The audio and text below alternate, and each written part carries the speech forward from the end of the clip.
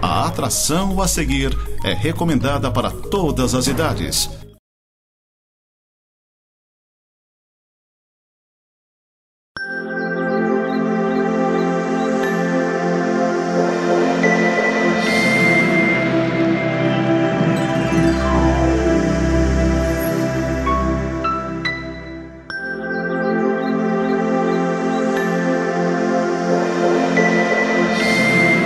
Olá, você que nos acompanha, você que abre suas portas para nós entrarmos e estarmos juntos e entrarmos na tua casa, no teu caminho para o serviço, no caminho para a escola, você que está nos acompanhando aí pela Nova Era TV, que está nos vendo pelo seu tablet, pelo seu smartphone, é uma alegria estarmos juntos. Esse é o programa Semeando para a Vida Eterna, um programa da Igreja Presbiteriana de Lages, que fica ali na rua Coronel Fausto de Souza, quase esquina com a rua Correia Pinto, bem no centro de Lages. Eu queria convidar você a estar conosco, junto com a gente, nas nossas atividades. No dia 28, agora nós retornamos à escola dominical às 9h30 e no domingo à noite, às 19 horas, o culto. Você é nosso convidado. Vamos ouvir uma palavra dos nossos patrocinadores? Clínica Médica e Odontológica Vida Nossa. Situada no centro de Lages, conta com a especialista em ultrassonografia, doutora Vanessa Gerber, nos atendimentos de ultrassom geral, músculo esquelético, obstétrico e Doppler. E também com atendimento odontológico com o Dr. Fernando Gerber, nos serviços de cirurgia, estética, prevenção, clínica geral e implantes. Clínica Vida Nossa. Rua Correia Pinto, número 638, Centro, em frente à Praça da Estátua do Correia Pinto. Nós temos visto aqui, desde dezembro, sobre a pessoa de Jesus Cristo e quem é Jesus Cristo e por que nós precisamos de Jesus Cristo na nossa vida. E uma das coisas que nós temos visto nesse tempo todo é que Jesus Cristo fez vários milagres. E esses milagres apontam para quem Ele é. Um milagre nunca é apenas mostrando que Deus pode curar o pecador, pode curar as pessoas, pode transformar a vida das pessoas. Mas os milagres sempre apontam para quem Jesus Cristo é. E nesse meio tempo que nós temos vivido, nesse tempo que nós temos estudado a vida de Jesus e buscando querer conhecer mais a Ele e a Deus, nós temos visto que várias características dele, que ele é fiel, que ele é bondoso, que ele quebrou preconceitos, mas nós vimos também que ele é aquele presente na vida das pessoas. Ele foi dado por Deus, nesse sentido ele é um presente também, mas ele está presente na nossa vida, ele está presente na vida daqueles que creem nele. E esse é um diferencial para os nossos tempos. Tempos difíceis, onde que a gente está ainda vivendo sobre o temor de uma doença física, e é verdade isso, né? Nós começamos agora a ser vacinados aqui em Lages, há um mês nós começamos a ter vacina, mas ainda falta muito para vacinarmos toda a população. Mas nós vemos que nesse meio tempo, as pessoas quase que enlouquecendo. O maior problema hoje em dia não é só sanidade física, mas o maior problema hoje em dia também é sanidade mental, emocional e, para não dizer, espiritual. Cada vez mais as pessoas precisam de remédios, dos chamados psicotrópicos, dos calmantes, para enfrentarem a ansiedade, e essa tem sido uma pesquisa muito grande dos psicólogos e especialistas nessa área, apontando que a maioria das pessoas tem vivido transtornos psicológicos. Mas nós também podemos afirmar que nós temos vivido uma época de tristeza espiritual, uma época onde que nós vivemos um momento onde que as pessoas se sentem culpadas e incapazes de fazer qualquer coisa. E isso tem feito mal para nós. Eu queria convidar você a pensar juntamente comigo, né, num texto da Bíblia onde que Jesus Cristo faz um milagre, mas ele aponta também para a questão espiritual e emocional das pessoas. Eu quero convidar você a ler juntamente comigo e acompanhar a leitura que eu farei do Evangelho de Mateus, capítulo 9, dos versículos 1 a 8, que diz assim: Entrando Jesus num barco, passou para o outro lado e foi para a sua própria cidade. Eis que lhe trouxeram um paralítico deitado num leito. Vendo-lhes a fé, Jesus disse ao paralítico: Tem bom ânimo, filho, estão perdoados os teus pecados. Mas alguns escribas diziam consigo: Este blasfema. Jesus, porém, conhecendo-lhes o coração, conhecendo-lhes os pensamentos, disse: Por que cogitais o mal no vosso coração? Pois qual é mais fácil, dizer: Estão perdoados os teus pecados, ou dizer: Levanta-te e anda? Ora, para que saibais que o Filho do Homem tem sobre a terra autoridade para perdoar pecados, disse então ao paralítico: Levanta-te, toma o teu leito e vai para a tua casa. E levantando-se, partiu para a sua casa. Vendo isso, as multidões, possuídas de temor, glorificaram a Deus que dera tal autoridade aos homens. Milagres, Jesus Cristo fez milhares e milhões. Quase que rima, né? Milagres, milhares e milhões. Mas não é esse a nossa ênfase hoje. Alguns dos milagres estão relatados na palavra de Deus para mostrar que Jesus Cristo é o Messias, que Jesus Cristo é o Filho unigênito de Deus, que relatam quem Ele é. E Jesus Cristo, a fama de Jesus Cristo, mesmo no início do seu ministério, já era enorme. Ele já não podia mais andar sem ser procurado, ele não podia mais andar sem ser tocado. As pessoas sabiam quem ele era e o buscavam e o procuravam. Muitas vezes, é verdade, procuravam buscando simplesmente questões materiais ou físicas, né? Logo após a segunda multiplicação dos pães, Jesus Cristo tocou uma multidão que estava atrás dele apenas procurando comida e bebida. Porque as pessoas não entendiam que ele não era simplesmente uma pessoa, não era o Filho de Deus, que as pessoas não entendiam que ele era o Filho de Deus, que não veio simplesmente dar comida e bebida, mas que ele veio salvar e perdoar aquele que crê nele.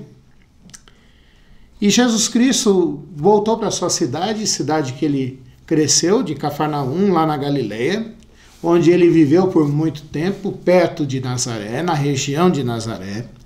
E ao chegar lá, ele estava dentro de uma casa, e esse detalhe Mateus não coloca aqui, mas a gente vê em Marcos 2, que é um texto paralelo, que conta o mesmo milagre. E as pessoas, sabendo quem Jesus Cristo era, 4 amigos subiram num telhado, destelharam a casa e baixaram esse homem, porque sabiam que Jesus Cristo tinha autoridade para curar esse homem. Hoje nós vivemos nessa época onde que o nosso maior problema, além do físico, é o emocional.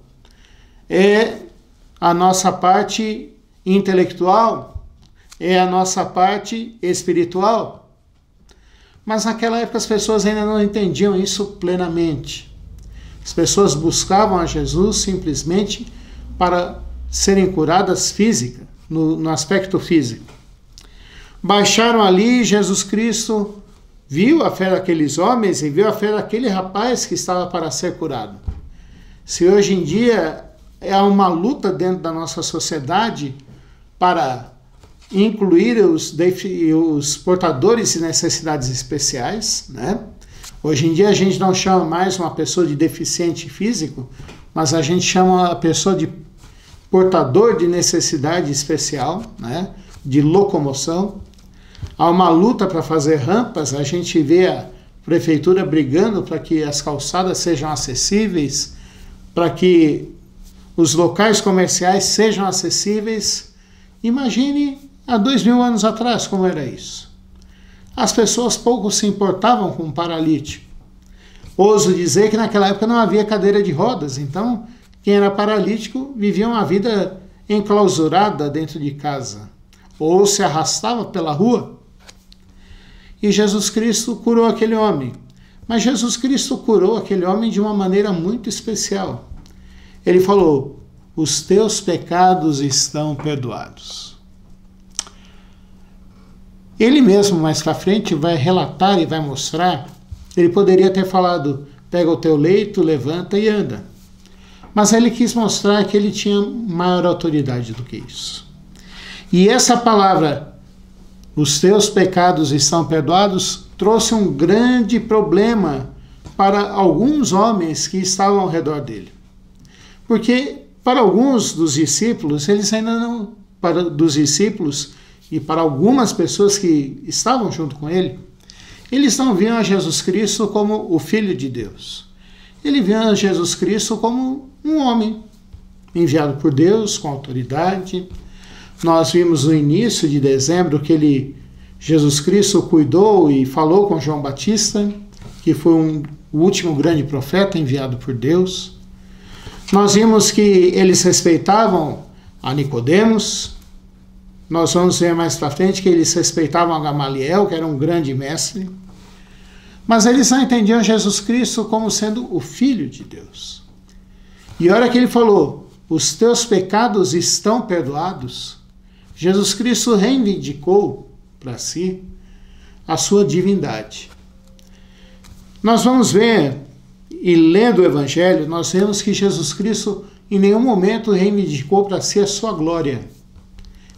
Quando Jesus desceu dos céus para se tornar um de nós, ele deixou a sua glória.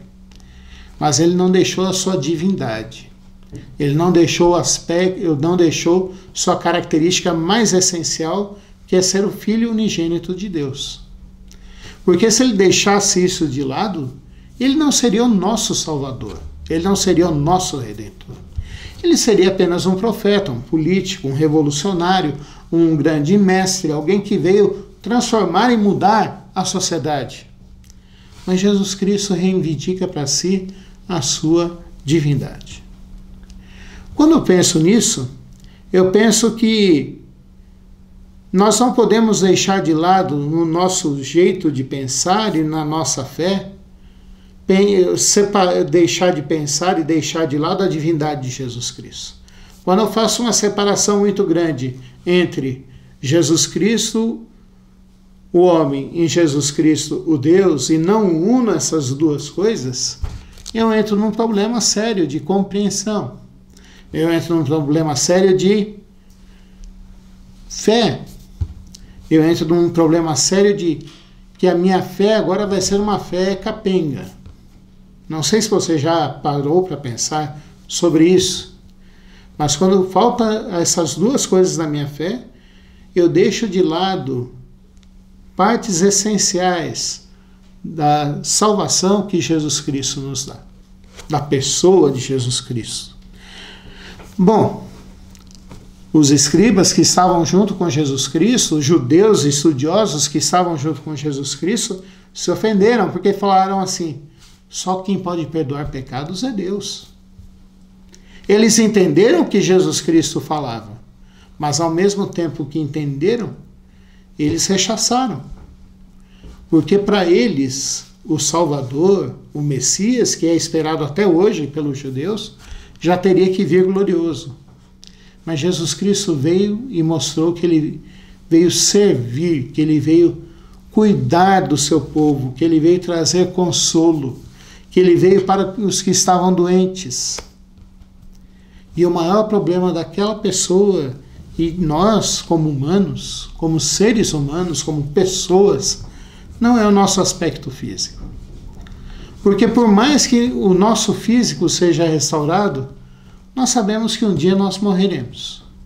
Mas o maior problema que nós temos é o espiritual, que daí vai afetar também o nosso emocional, que também afetará o nosso intelectual. A Bíblia fala, e o apóstolo Paulo fala, lá em Romanos capítulo 3, versículo 23, que todos pecaram e carecem da glória de Deus. O salmista, no início do livro dos Salmos, num dos primeiros salmos, ele fala assim: não há um sequer que busque a Deus de todo o seu coração. A palavra de Deus também fala ainda mais para a gente, que todos nós pecamos e carecemos da glória de Deus, mas a Bíblia também fala que nós estamos mortos em nossos delitos e pecados. O grande problema nosso é o nosso estado de rebelião contra Deus. Não é uma rebelião assim, muitas vezes declarada de alguns, mas é o estado de rebelião onde que a gente se coloca contra Deus, contra o governo de Deus sobre a nossa vida. E a gente diz que é capaz de se governar. A gente diz que é capaz de dominar-se a si próprio. A gente diz que, como há brincadeiras, que cada um quer fazer o que der na telha, cada um quer viver de acordo com a sua vontade. E isso é rebelar-se contra Deus. Aliás, foi esse argumento que Satanás usou como tentação com Adão e Eva. Quando ele falou lá em Gênesis 3, certamente se comeres esse fruto, você não morrerá. E você será igual a Deus. Esse é o grande problema nosso. O nosso grande problema é o nosso estado de rebelião contra Deus. E só há uma pessoa que pode transformar isso. Não sou eu. Por mais que eu fale palavras de consolo, por mais que eu fale que você precisa mudar de sua vida, eu só falo. Não é você, porque você já sabe disso. Muitas vezes o que você quer fazer, você não faz, e o que você não quer fazer, você faz. Pastor, que papo mais sem cabeça. Vamos trocar em miúdos e tentar colocar aqui. Quantas vezes você falou que não iria gastar um dinheiro a mais, iria economizar, e no final do mês você teve que gastar aquele dinheiro a mais? Quantas vezes você não falou que não iria mais brigar com a tua esposa e você brigou? Quantas vezes você não falou que não iria mais reclamar do seu marido e você reclamou? Quantas vezes você não falou que iria emagrecer, iria controlar a sua boca? Mas a hora que você vê um pastel, a hora que você vê uma cuca, a hora que você vê alguma coisa assim, tu já começa a comer. Por mais que a gente queira mudar-se sozinho, nós não podemos, nós não conseguimos. Não são os remédios. Porque muitas vezes nós tomamos remédios, eles nos ajudam no momento, mas o efeito deles são passageiros. Eu posso estar muito nervoso, eu posso estar sem sono, posso estar com muitas coisas. Vou lá, tomo um antiansiolítico. Ao tomar aquele antiansiolítico, eu vou dormir, vou ter paz, vou naquele momento. Mas logo depois que passa o efeito daquele remédio, nada disso mais funciona. Também não são as outras pessoas que vão nos ajudar a fazer isso. Algumas pessoas até nos ajudam a olhar para dentro de nós e pensam que nesse olhar dentro de nós vamos conseguir nos transformar. Mas isso não vai ajudar você a transformar. Você pode até tomar uma decisão na sua vida e falar, eu vou mudar. Mas a gente sabe que não é assim que funciona. Só uma pessoa que pode ajudar você a mudar e a transformar e a resolver o problema do pecado. E essa pessoa é Jesus Cristo. Ele que tem autoridade para perdoar os pecados. Ele que tem autoridade para nos dar a paz. Porque se eu me sinto culpado é porque eu não estou em paz. Se eu me sinto ansioso é porque eu não tenho certeza sobre o meu futuro, o que vai acontecer no meu futuro. Se eu me sinto triste porque eu dei uma resposta errada, fui muito faca na bota com alguém, não basta simplesmente eu ir lá e pedir perdão, porque se a pessoa não me perdoar, eu vou ficar mais triste ainda. Mas quem pode fazer isso por mim, por ti, por nós, é Jesus Cristo. Porque a primeira coisa que ele reconcilia a gente, a primeira coisa que ele transforma na nossa vida, é a barreira que existia entre nós e Deus. Porque quando nós cremos em Jesus Cristo, os nossos pecados são perdoados porque são jogados na conta de Jesus Cristo. E ele pagou essa conta lá na cruz do Calvário, quando ele morreu por mim e por você. Mas depois, a segunda coisa que ele faz é afastar de nós o pecado. fazer com que a gente comece a entender que essas coisas nós não devemos fazer mais. E Ele nos dá força, Ele nos capacita, Ele nos instrui, Ele nos encaminha para vivermos longe do pecado. Ele coloca em nós uma nova natureza. Eu não sou mais simplesmente o Paulo, mas agora eu nasci de novo. Eu tenho agora uma velha natureza e uma nova natureza. E essa nova natureza vai fazer com que eu ande segundo os caminhos de Deus. Mas Ele também faz com que eu viva em paz com as pessoas ao meu redor. Com que eu comece a ouvir, a entender e a compreender melhor as pessoas ao meu redor. Por último, Ele me dá certeza do futuro. Que muitas vezes a gente não tem certeza do futuro. Aliás, muitas vezes não, a gente nunca tem certeza do futuro. Mas Jesus Cristo nos dá essa certeza. Ele diz que está sempre cuidando de nós, Ele diz que está sempre olhando por nós, Ele diz que sempre nos dará o que é necessário para a nossa vida, e Ele também diz que está preparando para nós morada lá no céu. Esse é o perdão que Deus nos dá. Faz com que agora nós sejamos filhos de Deus. Faz com que agora eu tenha paz comigo mesmo. Faz com que agora eu tenha paz com os outros.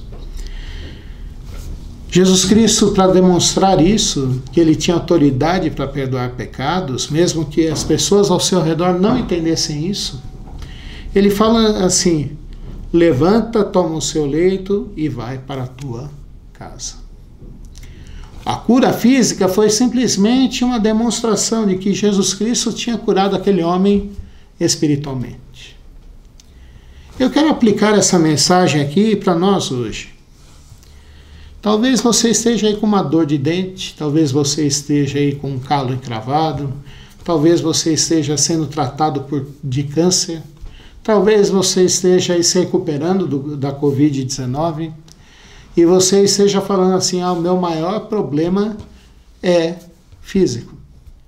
Talvez você tenha enfrentado brigas dentro do seu lar e você fala assim: o meu maior problema é familiar, eu preciso da cura de Deus na minha família.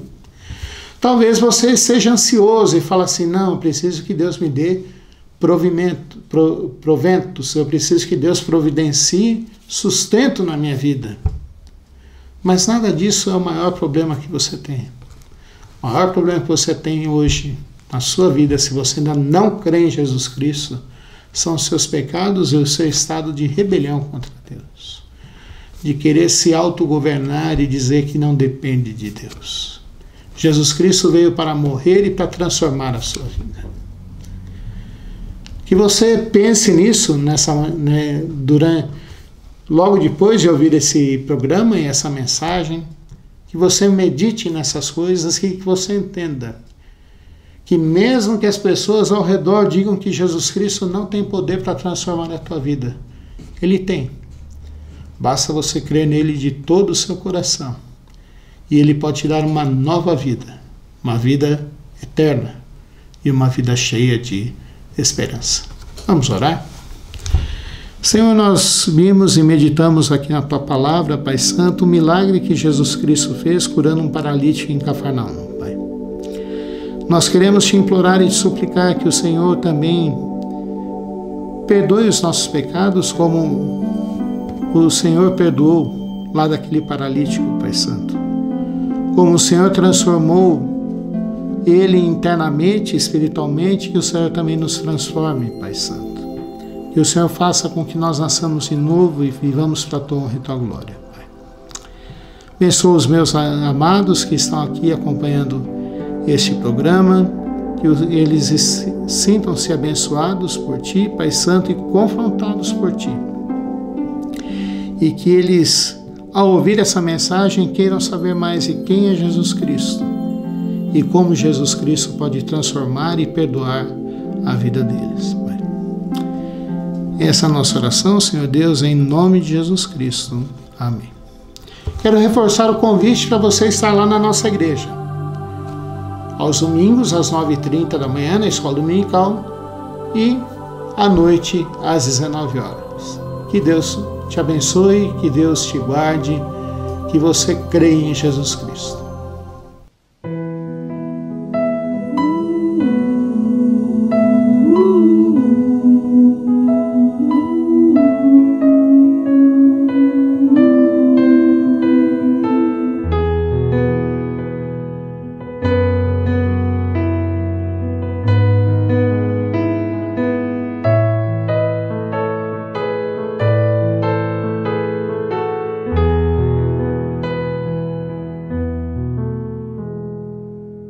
Multidão dos que creram, era só o coração e a alma, uma somente, uma semente,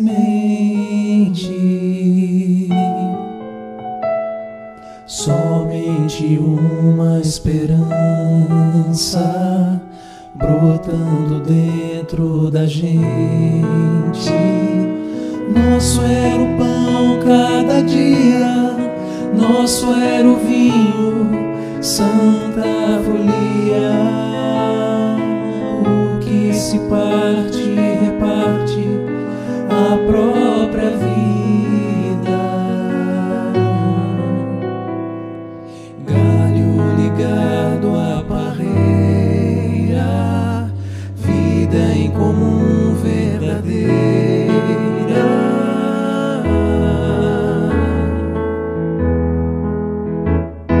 Sempre grande poder, curas, milagres de Deus. Sempre proclamação, Cristo Senhor ressurgiu.